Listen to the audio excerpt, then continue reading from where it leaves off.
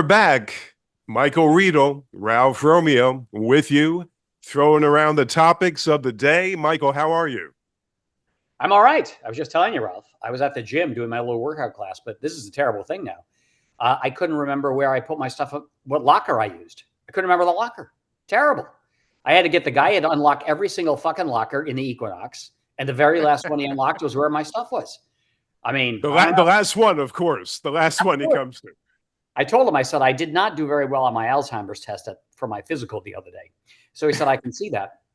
Yeah, he's supposed to say, supposed to laugh. He's supposed to say, oh, that's very funny. Huh? No, he said, I can see that. Thanks a lot, dude. You know, I'm only like 23 years old.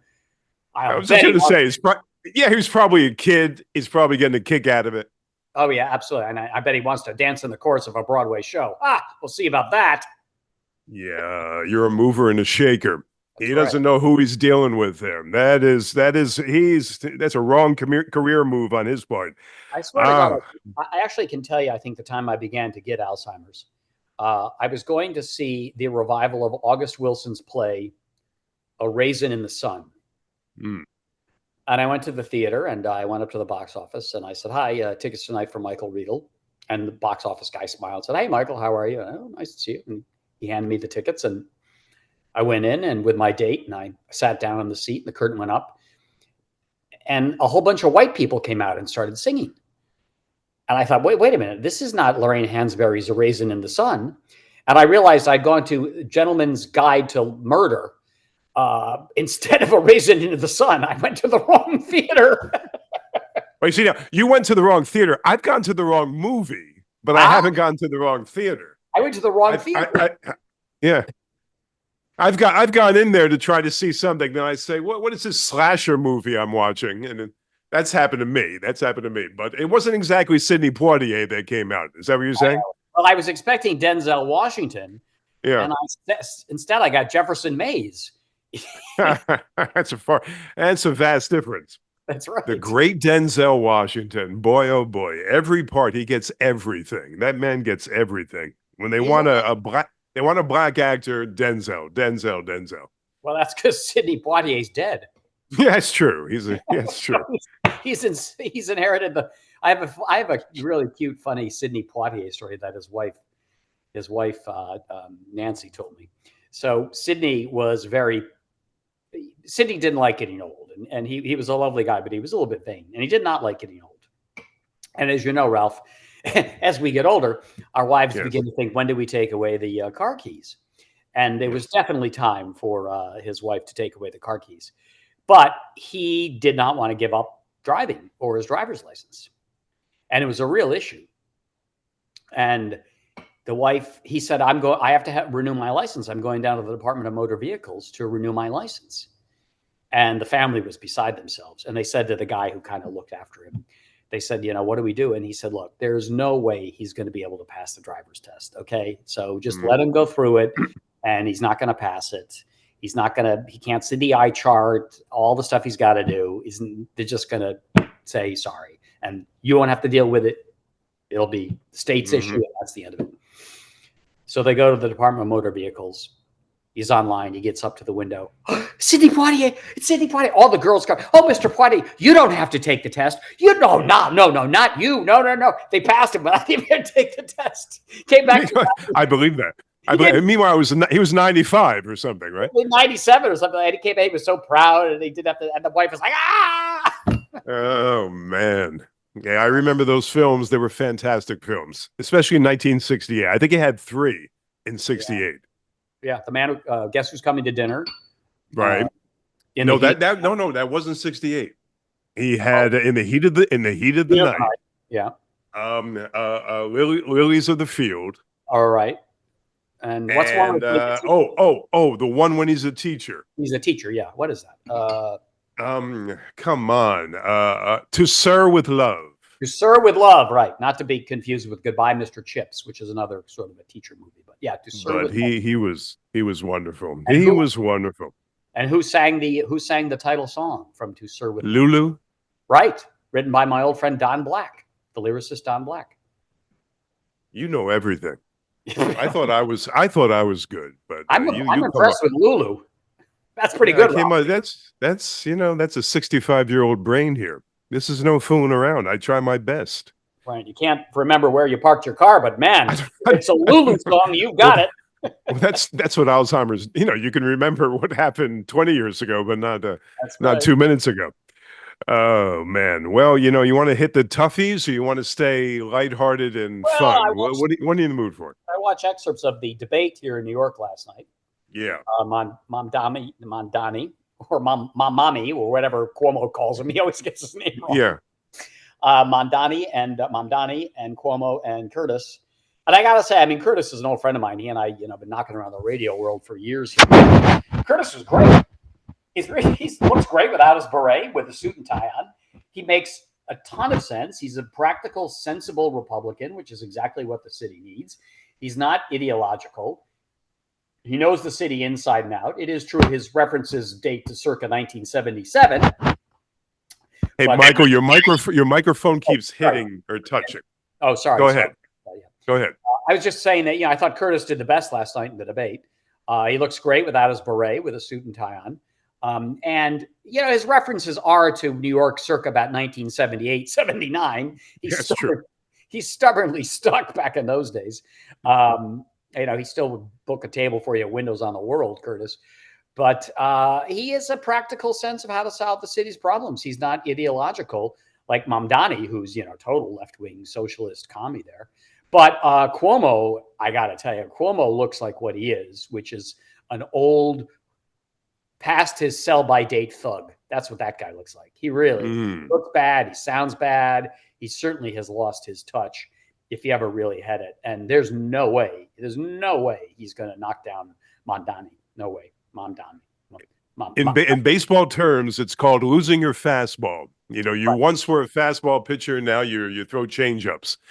And he wasn't. I won't go along with you that much on that, because he wasn't that bad. He had given poorer performances than he did last night. Last night was kind of what he does now. He's not what he used to be, no doubt about it. No. But I will tell you about Curtis, what he did. Here's some goofball observation on my part. The beret, he was forced by his fans or his supporters to take the beret off. What they did, Michael, did you notice? They put makeup on from here and around, and the head was white. Right. And as soon as he came out, the way the light hit him, it hit him in such a way where it just accentuated the top of his head. And I said, Curtis, you made a mistake out of the gate. Put the damn makeup on the top of your head.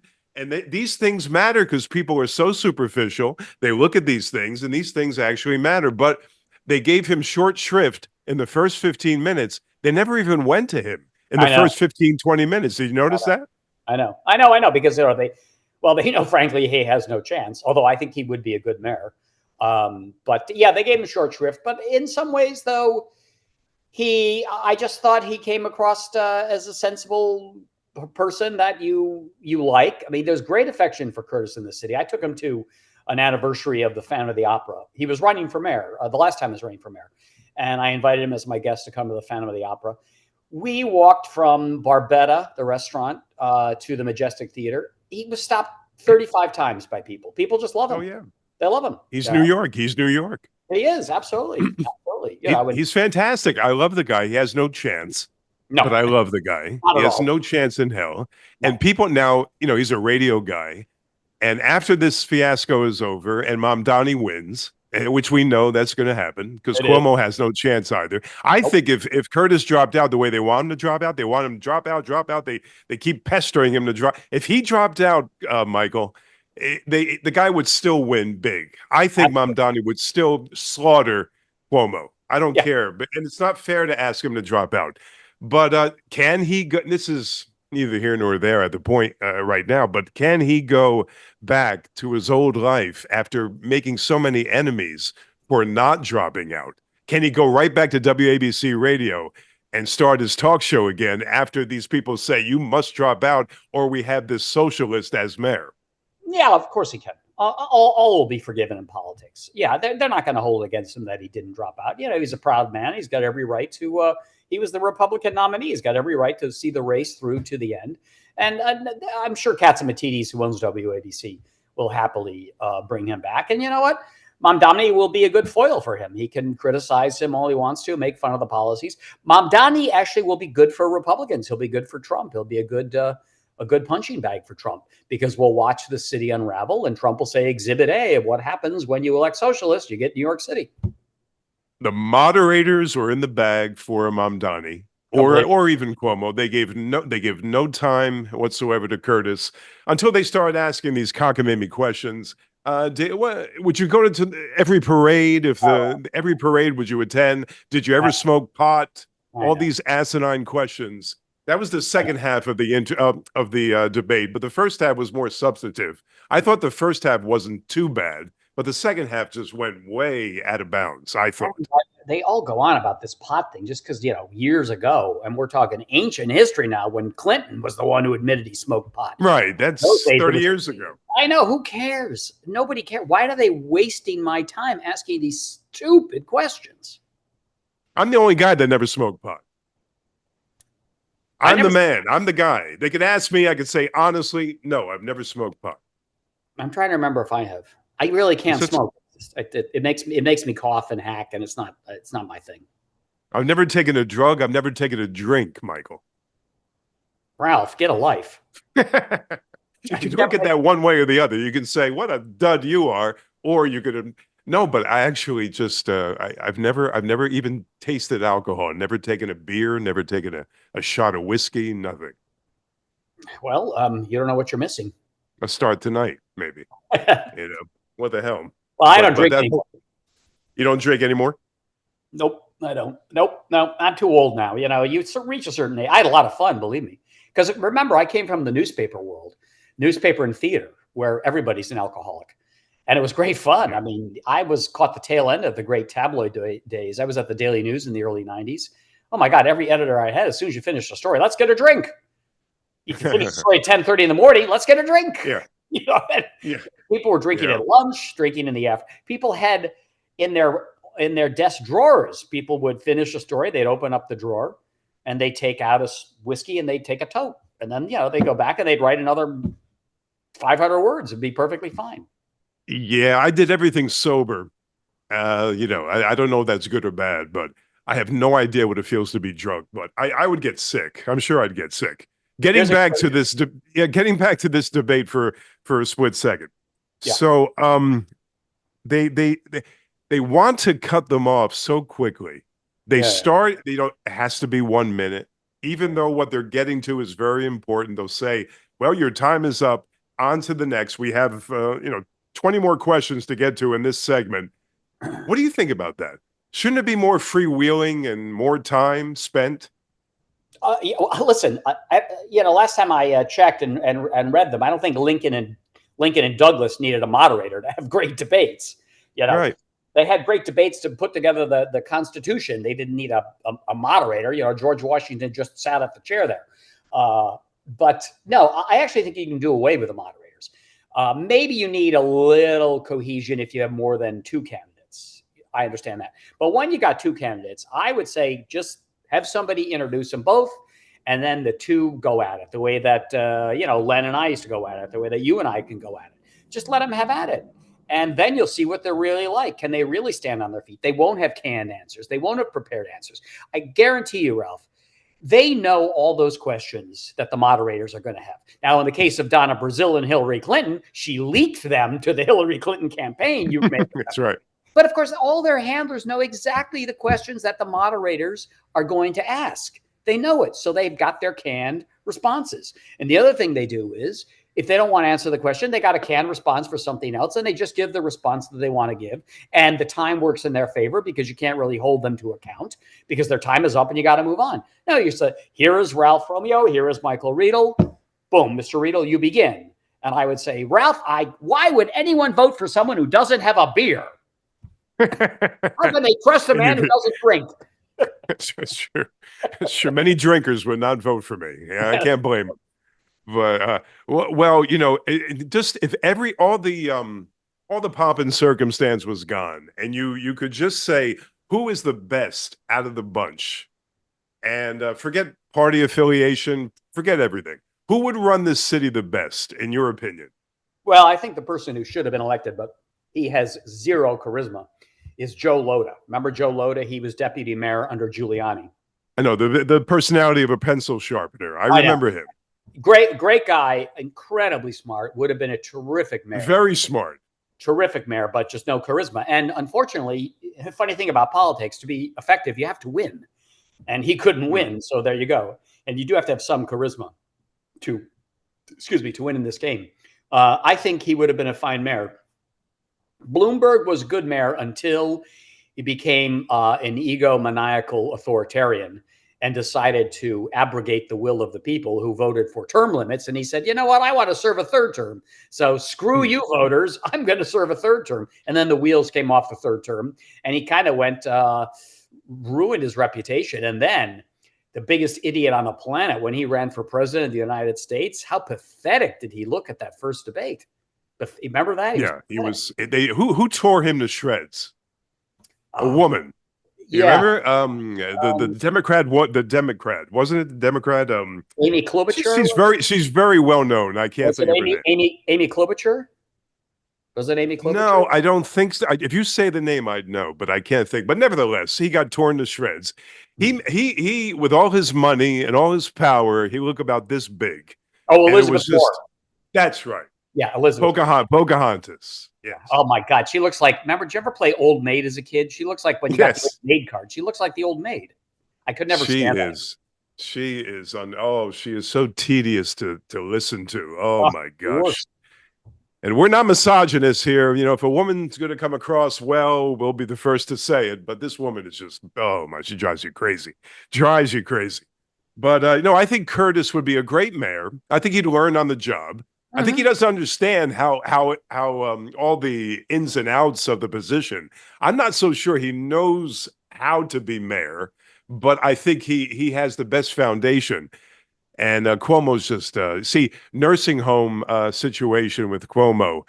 He never touches on it. He evades the question. To me, more so than the sexual escapades, whatever happened. To me, it's innocuous. The nursing home thing is something he can't really come out from under. I think so many people hold him accountable for all that stuff. Don't you think so? Yes, and let's not forget bail reform. He's now against it, but he originally was in favor of it. He went along with the state legislature originally to go for bail reform, and now he pretends that he's not. And he once upon a time, I believe, if I'm not mistaken, he was for congestion pricing, and then he flipped on that when that became unpopular. Very famously, he said, "And ICE, they're a bunch of thugs. Yeah. ICE is a bunch of." You heard that excerpt, right? So he can't live that one down either. That's out there. Curtis used to play that every day on the radio. I would listen to him play that constantly. But what drove me crazy about Cuomo, though, I never liked him. And I really did not like him during COVID when he was flying high and everybody thought he was going to be the next president of the United States. They loved him. What I saw with those briefings, remember, every day, I saw a person who has authoritarian instincts. I saw a person who really enjoyed telling you, you cannot leave your house. You cannot go to a bar. You cannot go to a restaurant. You cannot go outside. I am going to tell you how to live your life. And to me, he typified the progressive liberal instinct, which is, I know better than you. I'm smarter than you are. I have all the experts at my disposal, and we're going to tell you how to live your life. And you're not going to question us. And it's for your own good because we know better than you do. And that's the kind of liberal Andrew Cuomo fundamentally is. You mentioned Bloomberg before. Bloomberg did a great thing, but he did it with a heavy hand. He did the no smoking thing where you couldn't go inside and smoke. Yeah. That was the greatest thing for me, who hates smoking. The greatest thing that ever happened. But yet, it was heavy-handed. Also, the thing with the soda. Totally. Yeah. And Cuomo's exactly the same way.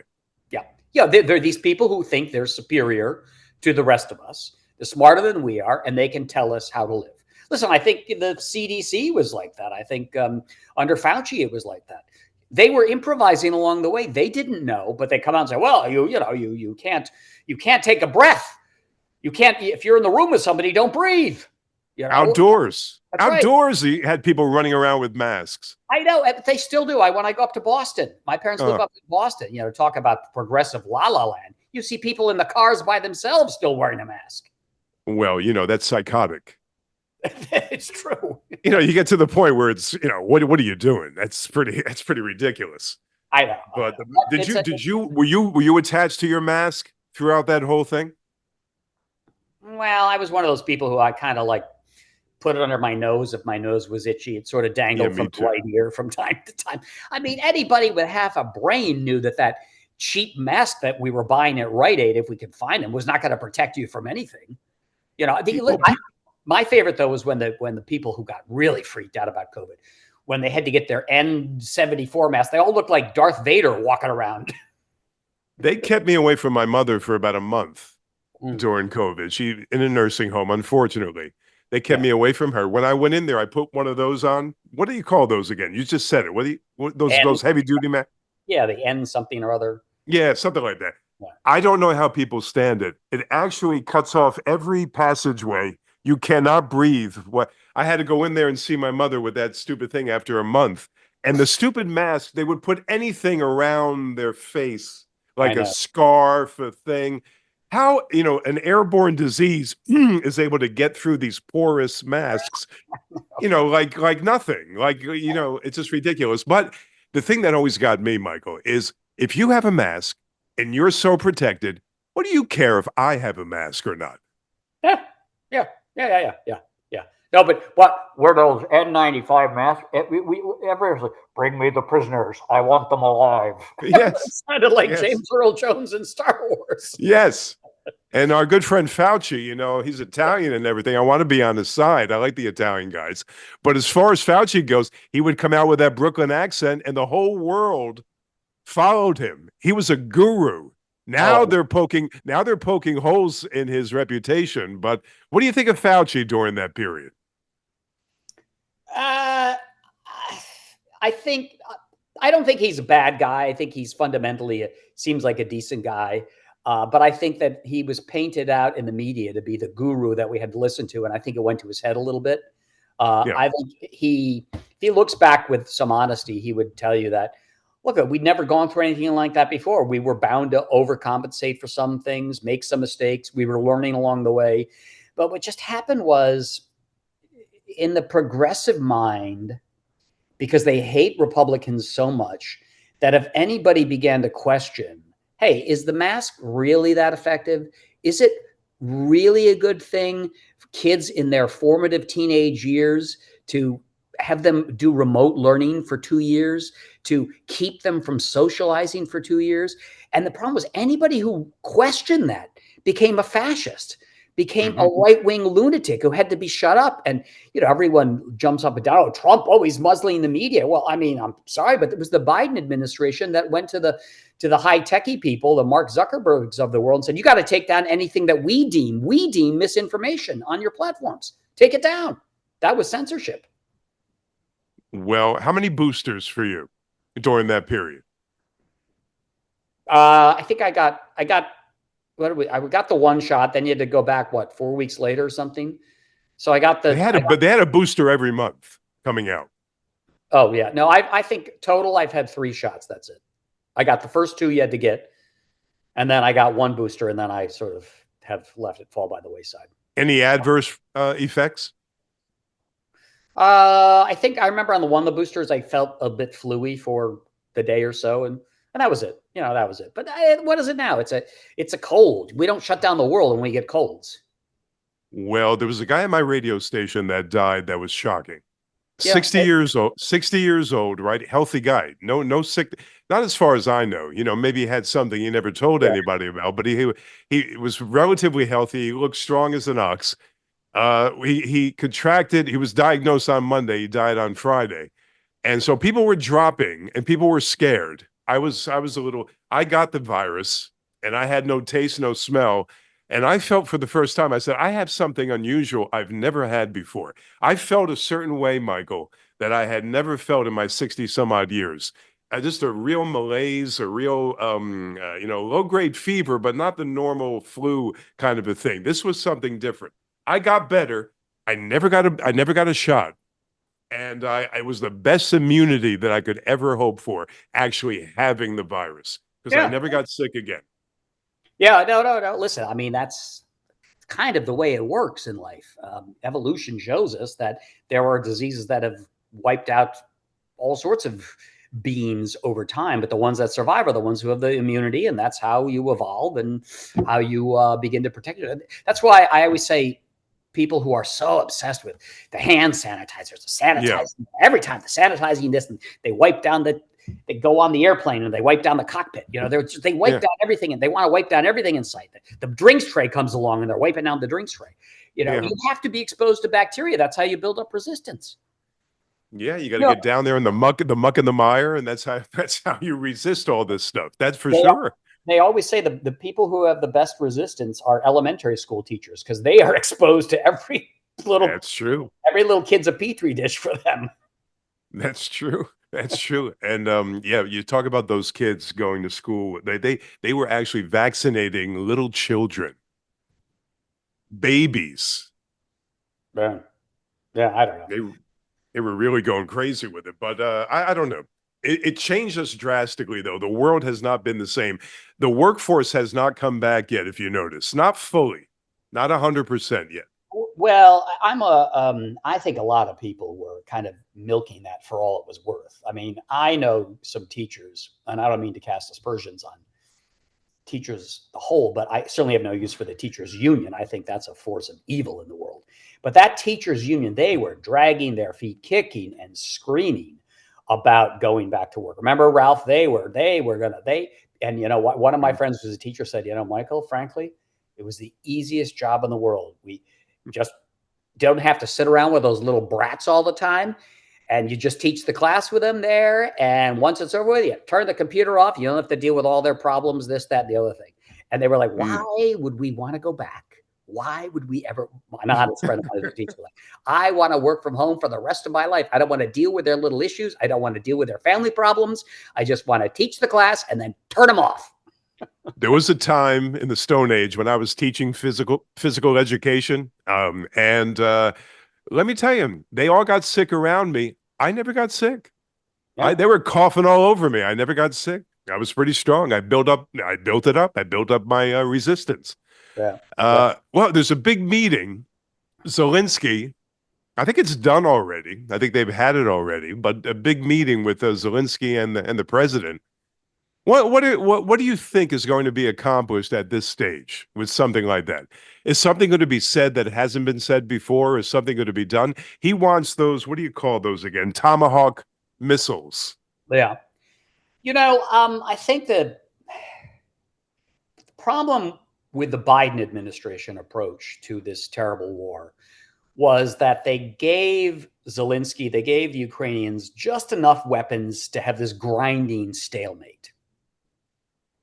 And it just drags on and on and on and on.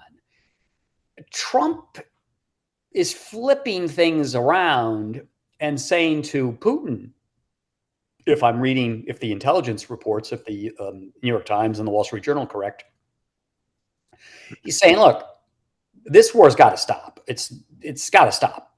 You're not getting anywhere. Ukraine's not going to get anywhere. You're just killing people. To what end?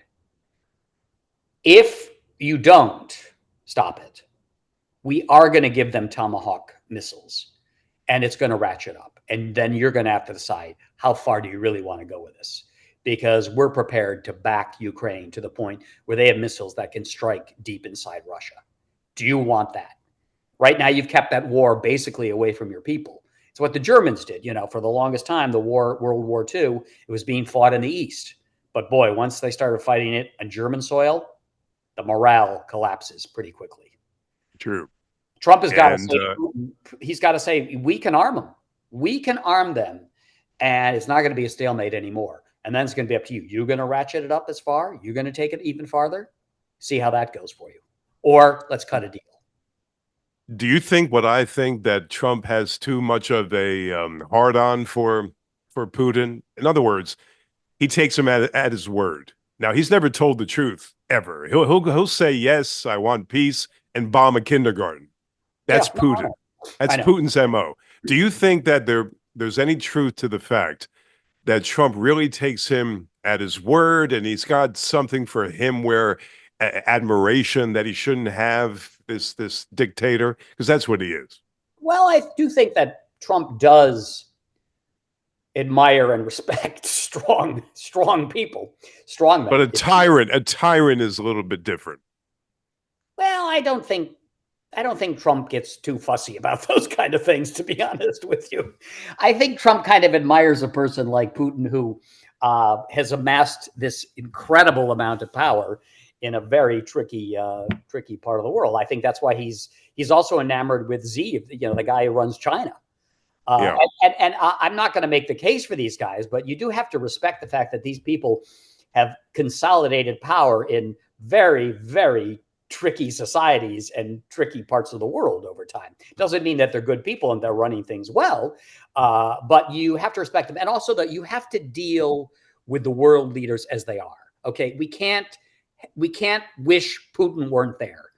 He's there, so you have to Yeah. deal with him. All right. Now, if you were to take the Russian perspective of things, look, there was no question about it. When the Cold War ended, there was some triumphalism on the part of the West.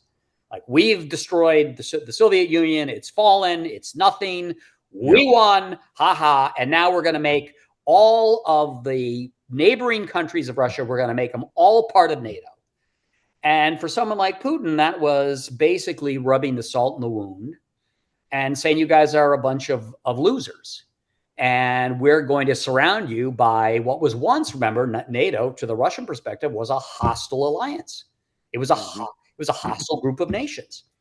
So I kind of understand, if you put yourself in Putin's mind, that I want that buffer back. Now, is it fair for Putin to invade democracies? No, absolutely not.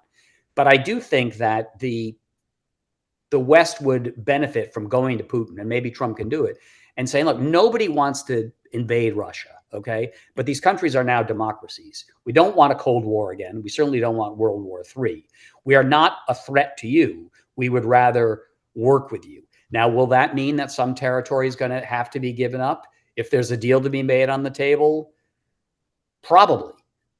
If not, I don't know. I mean, what's the solution, Ralph? Do you just let the war grind on and on and on and on? At the end of the day, the Russians will win because Putin has more men he can throw at it. He can release prisoners over and over again and just throw them into the maw of the war. You keep Ukraine's going to run hitting out of Putin. people. Yeah, you keep hitting Putin in the pocketbook. You keep just taking away the everything financially you can, sanctions, everything else. You just keep hitting him, hitting him, hitting him, because he doesn't care how many of his own people actually die. You know, he has no feeling for his own people. No. He's very I don't know, very self-absorbed. He's a very brilliant guy, much smarter than our president. Sorry, folks. I just see him outsmarting Trump constantly. And the thing about Trump is that, you give him a compliment. The last man gives him a compliment. That man is his best friend. Yeah. Trump flies by the seat of his pants like no other. Right. But, I used to, back in the first term, I used to say, what a clown Trump is. He's so ridiculous. I've come to admire him in certain aspects of his personality. Do you find yourself softening a little bit on Trump? I know you like Trump more than me, probably, but do you find yourself softening on him and saying, hey, he's not as bad as we think he is. Maybe shooting off at the mouth constantly is the way to go. This is the new world. Yeah. Well, I voted for him 3 times. I like the fact that he just throws everything up in the air. And I have no use for, as David Halberstam, the great journalist and historian, called him, the best and the brightest. All the smart Obama people, all the smart neoconservative Republicans, all the people who got us into the Iraq war, all the people who told us we have to wear masks for the rest of our lives, all the people who said we have to shut down the school system for 2.5 years, all the experts. I have no use for those people. Look what they've done to the world. They're the ones who said, let's deregulate the economy. And, oh, too bad about all those schlubby Midwesterners who are out of jobs. They're going to die soon anyway. And we, the masters of the universe, will get to run things. I have no use for those people. And Trump came along and he said, those people are not, they may call themselves experts, but they've really fucked up the world. So let's try something different. Why don't we go and say to Israel, all right, knock Hamas down. Knock Hamas down. And by the way, while you're at it, go after Hezbollah and go after Iran. The Obamas and the Bidens of the world would be like, oh my gosh, Israel attacked Iran's nuclear weapons. They asked us to give them bunker bombs. We would never do that. Trump was like, let's give it a shot and see. And you know what happened? Hamas lost his biggest funder. They lost Iran. Yeah. Iran's on its heels. And now, they were forced through the strength of Israel, backed by the United States, to come to the peace table. Now, how long is this peace going to last? I don't know. I was very pleased to hear Trump say, Hamas better disarm or we're going to disarm them. Trump is right to say, you guys have a window of opportunity here. But if you're going to start rounding people up as they're doing and killing people, and you're not going to give up your arms, I'm going to say to Israel, go back in there and obliterate them. Did we get a raw deal on the prisoners? Did 100, 200, 300, 400 bad guys, were they, set free? Did that bother you? It always bothers me, but that's the way Israel does it. They had the one Israeli prisoner, Sinwar, remember, who was the head of Hamas. He was released. Yeah. For one Israeli, they released 1,000 prisoners, and Sinwar was one of them. Israel, that's Israel's decision. I think unlike their enemies, in Israel, life is precious. Every life is precious to the government of Israel, whereas lives are not precious to Hamas. They're not precious to Hezbollah. They're not precious to Iran. Anything you want to change on topic here? Anything on your mind? Because I have a few more things, but you tell me what's on your mind. What's just burning inside Michael Riedel that you can't take it. You got to let it out. God, I can't take it. You know what? What about life in New York City right now? You're right there. I'm in Florida. What about life in New York City right now? Hey, what's life day to day in New York City? It's fine. I don't really have a sense of crime is out of control, but I live in the privileged world of the West Village, and I go to Equinox with all the rich mommies working it out in their Lululemon outfits and all that kind of stuff. I'll tell you the one thing that really sticks in my craw, coming from someone who's been a journalist my whole life. You know what I really can't bear anymore? I can't bear National Public Radio and the local affiliates like WNYC. I can't bear their pomposity. I can't bear their arrogance. I can't bear their entitlement. I can't bear their fundraiser where they say, we're the only outlets practicing journalism at its finest. We aren't afraid to tell the truth. We aren't afraid to follow where the reporting takes us. And therefore, you should leave us your house and your car and your firstborn. You should give us all your money because democracy dies in darkness. I'm an old hack reporter, all right?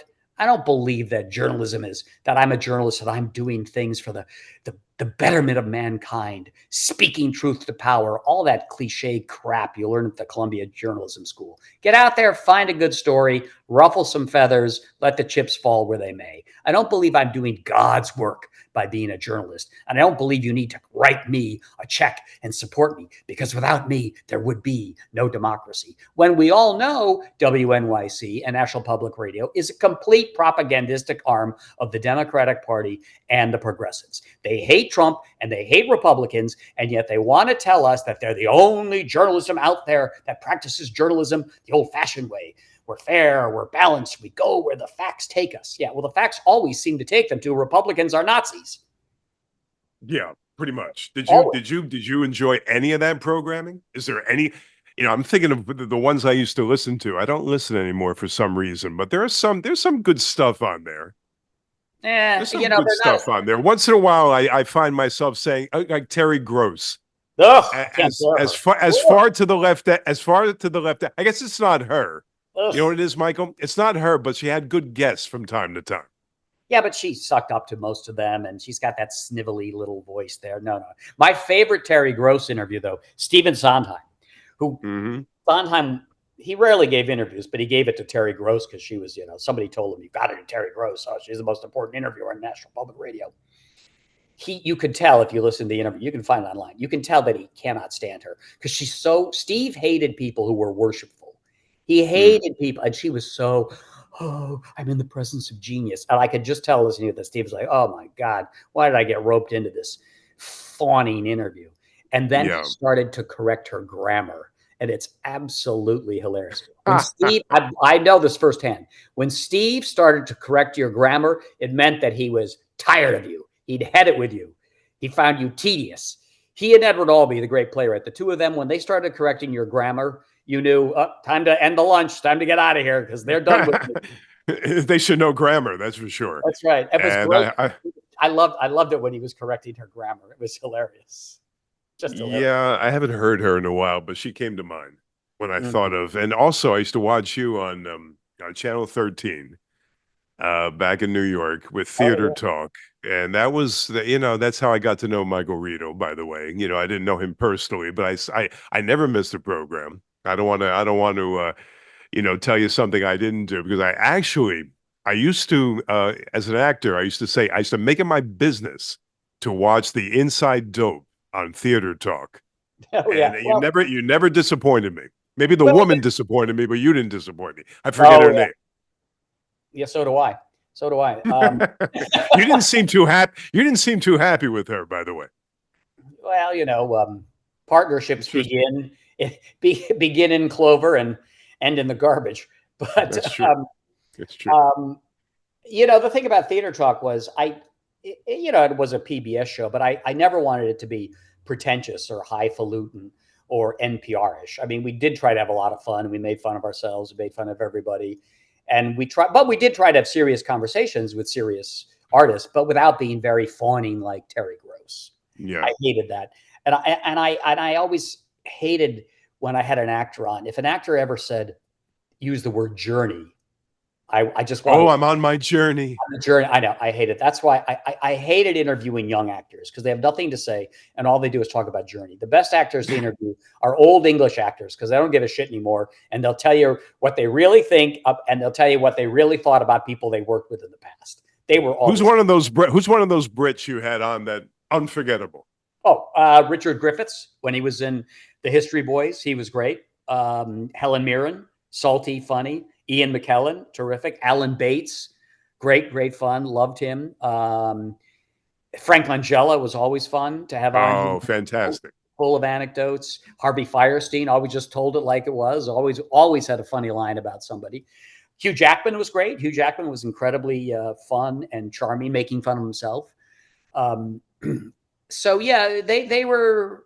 I love the playwrights too. I love people who had great stories and anecdotes and had opinions and who weren't afraid to tell you what they think. I remember I once asked Frank, I said, Frank, what do you do? And I always love sort of technical questions about acting because, as you know, as an actor, it's not just about inspiration. There is technique. There's no doubt skills you have to have at your disposal to do a play in front of an audience 8 times a week. And I said, Frank, what happens when you feel the audience, you're losing the audience? It happens to every actor. It's not clicking that night. The audience is restless, whatever, Some of them maybe had too much to drink. They had a fight with the wife. You're a little off. They're a little off. It happens to every actor, as you know. And Frank said, the biggest mistake actors make, and you can feel it. He said, you go on that stage and you can feel it when it's off. You can feel when the audience is with you, but you can feel when they're not quite engaged. He said the biggest mistake actors do is they overcompensate. They act broadly. They raise their voice. They think that's what will draw them in. He said, no, the most effective thing to do is the opposite. You stop. He's right. See, now look at you. You're nodding. Now all of a sudden you're listening. Just right now. I thought the whole thing went out. I thought my connection went out. Yeah. No, you're so right. You draw them in by speaking softly. And you slow down because you're probably racing through the dialogue if you're at that state. Yeah. And I found that to be very effective. Also, you got to put yourself in that room. You're not on stage anymore. You put yourself in that room or whatever that location is, and you really hone in on that other person. Mm-hmm. You kind of this fourth wall is even more of a barrier than ever before. That's how I always looked at it. Yeah, Frank said you pull it down, and then it gives everybody a chance just to reset the room, and then we Mm-hmm. can all begin again. Now, Eileen Atkins, who's a brilliant actress, British actress, but also a great writer, by the way. Eileen, I thought it was the best description of acting that I've ever heard. Because I said to her, I said, Eileen, you're one of these actors that I admire so much because I don't see the acting with you. With a lot of actors, I do see the technique. Now, that's partly because I was a critic forever, so I was around actors my whole life. I see the technique, I see their tricks, I said, but with you, I don't see the acting. And she said, well, it's going on. She said, I'm not just up there being the character. I am Eileen Atkins, who happens to be an actress. She said, but you have to have two rivers flowing in your head at the same time, but going in different directions. The one river is the river of the character you're playing and the moment you're in. And that character is saying those words for the first time that character has ever said them in his or her life. That's right. That moment that's happening on stage is happening for the first time ever in the life of this character. The other river that's going the opposite direction is Eileen, the actress. And that's the actor who knows what she's doing. That's the actress who knows if I raise my hand on this syllable, I can always get this reaction from the audience. If I look up this way on this line, the laugh is going to be a little bit bigger than if I look down this way on that line. And she said those two rivers have to be going on at the same time. And that's when you have a performance. Well, she's so right. You have to be aware of certain things and certain things, idiosyncrasies that you can do to make it work for you. But you're so right. Actors go over the top when they feel the connection not happening. They feel off, as they say. They go way above board and they go abroad and big. Yeah, no doubt about it. Who's one guy? Now, here's one for you because you've seen so many pieces. What is the best performance or the most? Let's not say best. It's so generic. What is the most riveting and touching performance that you've ever witnessed in a straight play? Forget the musicals. Right. Without question, Vanessa Redgrave as Mary Tyrone in Long Day's Journey into Night. Wow, that that's was a good one. that was again, you didn't see the acting. You saw a woman in such pain that the only relief she had was the morphine addiction. And I learned from my good friend Brian Dennehy. He told me Brian had done the play in Chicago at the Goodman Theater. So he thought, taking it to Broadway, I know this part inside and out, got it down. He said from the first table reading with Vanessa, she was doing stuff that made him think everything I know about this play, everything I know about this character, everything I know about the relationship between this man and his wife, out the window. I have to start all over again because I'm dealing with a woman who is creating a world and a character that I can't even imagine. And I've got to start with her. And he said it was the most harrowing working with her, but also the most exciting experience ever. Because he said you never knew what she was going to do.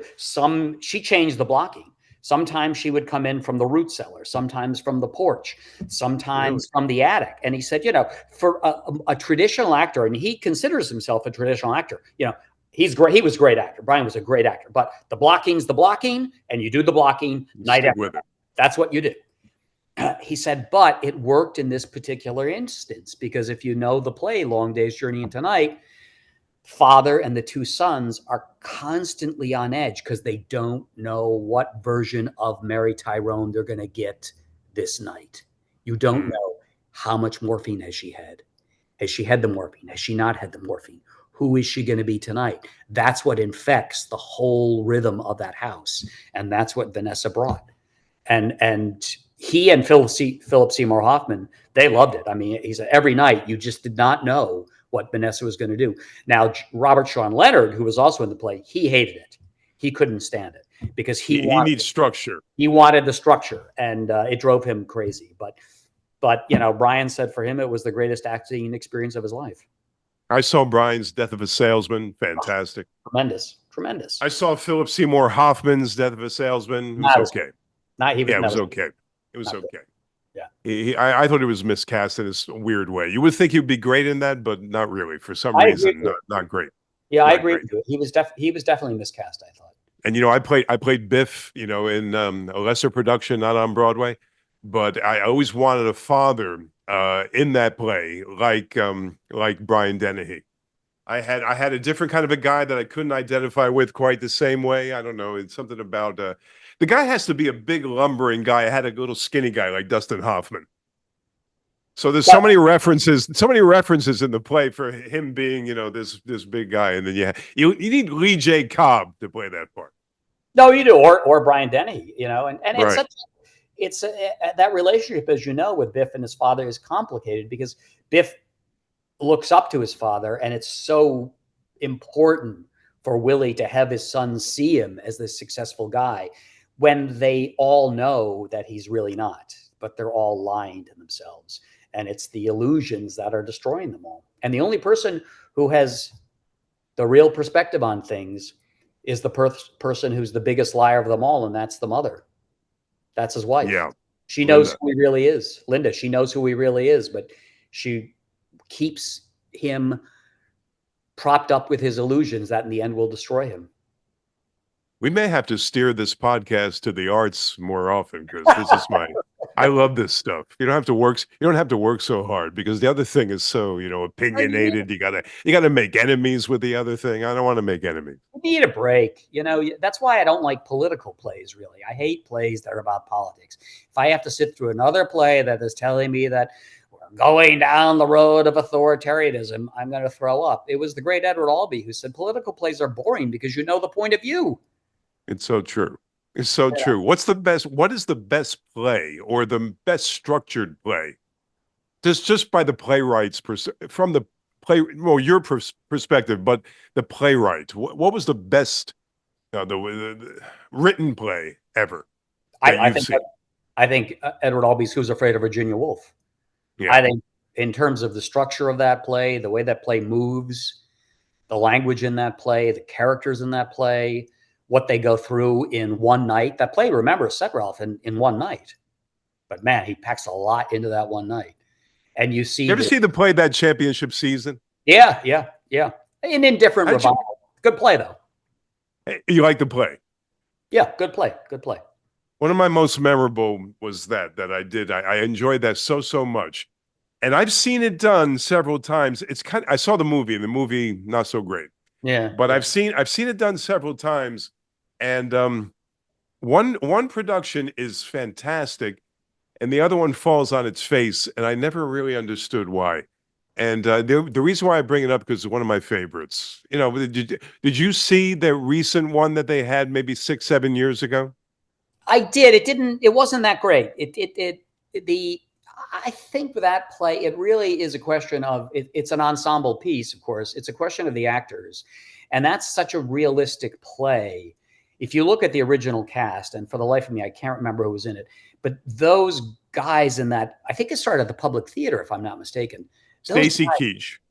Yeah. But those guys, they really were that old basketball. It's a basketball team, right? Getting back together again. It's a basketball team after, turning 40. They're all turning 40 now. Right. And those guys they looked like they're working class guys, were they not? They were from a working class high school. Working class. One was a politician. The other was a school teacher, that.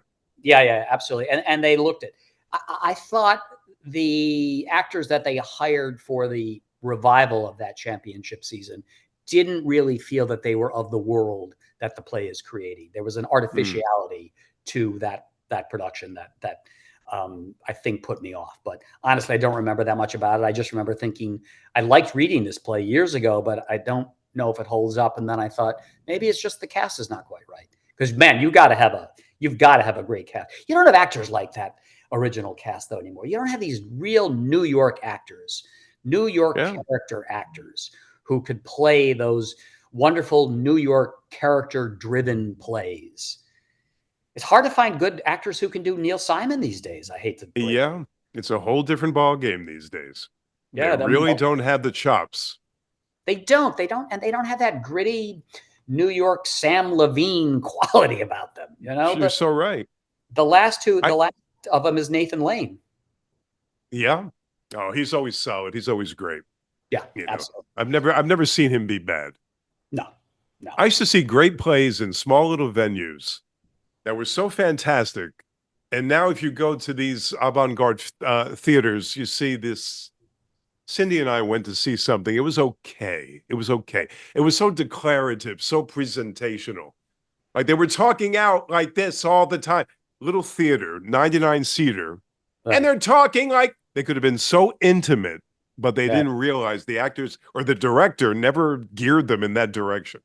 Yeah. Well, They just didn't understand that this is what theater, that little experience in a small black box theater, that's what it's all about. You could be small and be great. Oh, absolutely. I mean, I hate those declarative plays where they tell you what the theme is. Oh, they're shoving it right down your throat. Oh, I hate it. That's why. I mean, if you ask me the best intimate play, if you want to really get into it here, Ralph. Yeah, let's get into it. Here on Theater Talk, I think, for my money, the best play to be performed in a black box theater, small, intimate space. Mm-hmm. But man, if done right, this play will knock you out at the end, and that's Edward Albee's The Zoo Story. Yeah, I'm not familiar with that. That's my fault. No, I don't know that one. See, now you would be, would have been. Do I have a part in that play? Well, you're a little old for it now, Ralph, but you would have been back in the day. You would have been a great Jerry in that play. You don't know that play? You got. No, I've heard of it, of course, but I don't know the play. No. Oh, this is your assignment, Ralph. For when okay. next we meet, it's a great play. It's a great play about these two guys who meet randomly in the park, and one is clearly having mental issues, and the other is desperately having his own mental issues, but pretending he's part of what we would call mainstream normal society. Mm-hmm. And the conflict between the two of them is laid bare with incredibly devastating results. But it is a great play. It is a masterpiece of a play that knows exactly how to ratchet up the tension, bring it down, ratchet it back up, bring it back, bring the characters together, have them split apart, have them see each other as human beings, have them come to hate each other, and then for that explosive moment at the end. It's a great play. It sounds like it. To me, the three best plays that I've been in, probably The Heiress. Oh, yeah. Which was fantastic. Tremendous. I have to say Death. I played the Cad. What was his name again? Morris Townsend. Yes, right. I had to think of the name, but it came to me. I'm pretty good. Alzheimer's has not set in right now. The Montgomery Clift part. That great scene at the end where you're ringing the doorbell and she won't answer. Oh yeah, I come back, Catherine. Catherine. She does not answer. The light, does the light stay on or go off? I can't remember. I forget what happened, but it was so it was very. Oh, you couldn't see me. You just heard me pounding on the door and screaming, Catherine. Yeah. And Death of a Salesman the second time. I did it twice. Yeah. And of course, yes. And Cindy's pointing at something. Oh. And I was going to forget. All right. Hold on, Michael. Hold on. Now, I'm agnostic at best, right? Right. Who's lying there in a pool of blood? That's no other than your partner here. That's right. Playing Jesus Christ. Is that Jesus Christ Superstar, the original? No, that's actually the Passion play, where it's a more dramatic story without the music of Christ and everything else. I died on the cross. I rose from the dead. I mean, my gosh. You must have been exhausted. Right. And you know what they used to do? They used to douse me with the blood. I said, enough with the blood. My God, how much blood do you need? And those Roman soldiers, honey, they were sadistic. They whipped the hell out of me. But that was a good experience. But a Streetcar Named Ralph. Don't get your wife there. And A Streetcar Named Desire was my other one that I enjoyed so much. Oh yeah. Well, I actually happen to be partial to Shaw myself. Nobody does Shaw anymore. everybody thinks that, oh, Shaw's cerebral and there's no passion in it. But Shaw's, if you have a good production of a Shaw play, there's all kinds of passion roiling beneath the surface. Really, there's a wonderful play called Getting Married, which is a very witty exploration of marriage that actually has a lot of tender Shavian moments in it. Shaw had a big heart. Everyone knows him as brittle and witty and the ironic satirist, but he had a very big romantic heart underneath a lot of it. I mean, and I just love the way he flips everything on its head. And even though he was a big old left-wing liberal, he knew that a lot of the liberal positions were espoused by hypocrites. And he portrays that no better than in Mrs. Warren's Profession, where Mrs. Warren was a very successful courtesan and prostitute. And she made a lot of money, and she sent her daughter to all the right schools, right? And her daughter comes out a progressive, and her daughter's crusading for women's rights. And her daughter cannot bear the fact that her mother had been a prostitute and that her mother allowed men to treat her that way. And her mother listens to her for a while. And then eventually she says, all the ideas you had, all the learning you got in the schools, you know why you went to those schools? You know why you had that learning? Because I paid for it through my hard work as a prostitute. So don't lecture me, sweetheart. That's right. Money's money. You're right. That's right. I afforded you the opportunity by doing what I had to do. So don't give it back to me. Hey, that's right. That's the truth. Well, we got to take off, but one more thing, because now that we're on the subject, and I tried like hell to get David Mamet on my podcast. Do you have any connections to David Mamet? Dave he's tough to get to. Yeah, David lives in his own He's in world. California, right? He's in California. He's a pretty cranky character. He doesn't really do. Well, maybe he'll come on our show. You know why I say that? I saw him on Bill Maher maybe about 2 months ago. Yeah. Then I started to look for him because when one interview comes on, the others start to come on. He was on several podcasts all in a row, about 6 of them. He's to the right. He's so right wing, it's ridiculous. But he used to be a lefty. Now he's a staunch right winger. Yeah. But he was really good with Maher. He gave it to him good too. They had a real battle. It was pretty good. I'd love to get Hugh Jackman, your buddy. All right. I'd love to get David Mamet. I'd love to get a few others that I can't think of, but do you like Mamet? Not so much. Glenn Ross. Yeah, it's still. I've seen enough productions of that in my life.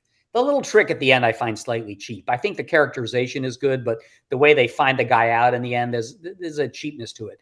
I frankly had to sit through a lot of really lousy David Mamet plays like China Doll and The Old Neighborhood. I mean, those later plays were just awful. How about Oleana?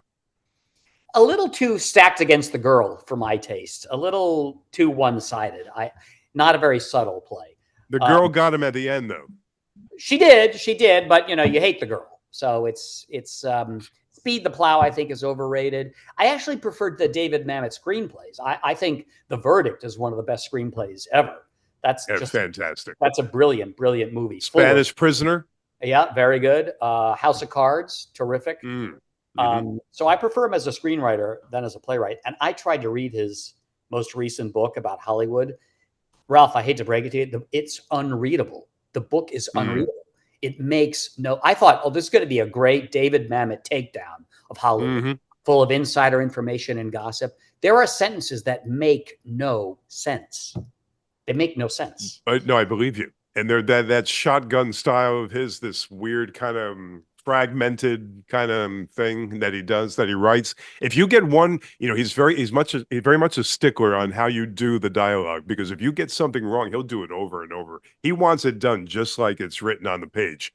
That's fine. And it's written very strangely on the page. Yeah, that's fair. I mean, he wrote it. Edward Always the same way. I remember, who was it? I think Mercedes Rule telling me once when she was doing the play about the goat, and I asked her, what's it like with Edward sitting there when you're rehearsing the play? She said, he doesn't say very much, except every now and then he'll say, Mercedes, page 23, your second line, there's a semicolon there, not a comma. It's a different kind of a pause.